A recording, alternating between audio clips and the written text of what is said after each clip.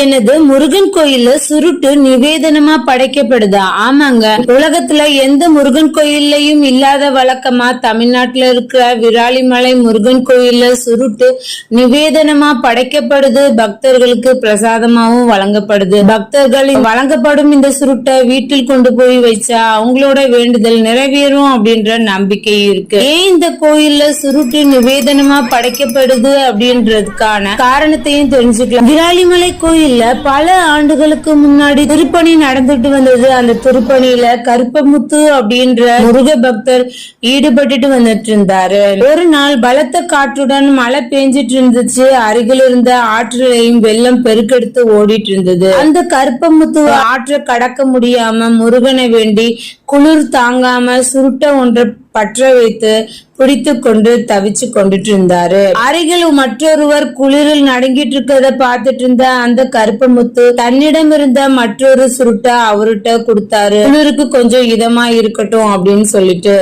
அந்த நபரும் அந்த சுருட்டை வாங்கி வச்சுக்கிட்டு அந்த கருப்பமுத்து ஆற்றை கடக்க உதவி செஞ்சாரு. இருவரும் சேர்ந்து ஆற்றை கடந்து வந்தாங்க. கடந்து வந்துட்டு இருக்கும் பொழுது அந்த நபர் காணாமல் போயிட்டாரு. அதனை கண்ட கருப்பமுத்துக்கு மிகுந்த அதிர்ச்சியும் ஆச்சரியமும் அடைஞ்சாரு. மறுநாள் கோயிலுக்கு சென்று பார்க்கையில் முருகன் சன்னதியில் சுருட்டு இருப்பதை பார்த்து அதிர்ச்சி அடைஞ்சாரு. தன் வாழ்க்கையில் நடந்த நிகழ்வை எல்லாரிடமும் சொன்னாரு. எல்லாரும் ஆச்சரியப்பட்டாங்க. அன்று முதல் விராலிமலை முருகன் கோயிலில் சுருட்டு நிவேதனமா படைக்கப்படுது. இடைக்காலத்துல புதுக்கோட்டை மன்னன் சுருட்டு நிவேதனமா படைக்கப்படுவதற்கு தடை விதிச்சாரு. அன்று இரவு புதுக்கோட்டை மன்னனின் கனவில் வந்த முருகர் சுருட்டு நிவேதனமா படைக்கப்படுவது ஒருவரின் துன்பம் கண்டு அவர் துயர் போக்க மனிதநேயத்தை எடுத்துக்காட்டு நிகழ்வே தவிர புகைப்பழக்கத்தை ஊக்குவிக்கும் நோக்கமல்ல அப்படின்னு சொன்னாரு. சுருட்டு நிவேதனமா படைக்கப்படுவது கருப்பமுத்து அன்பை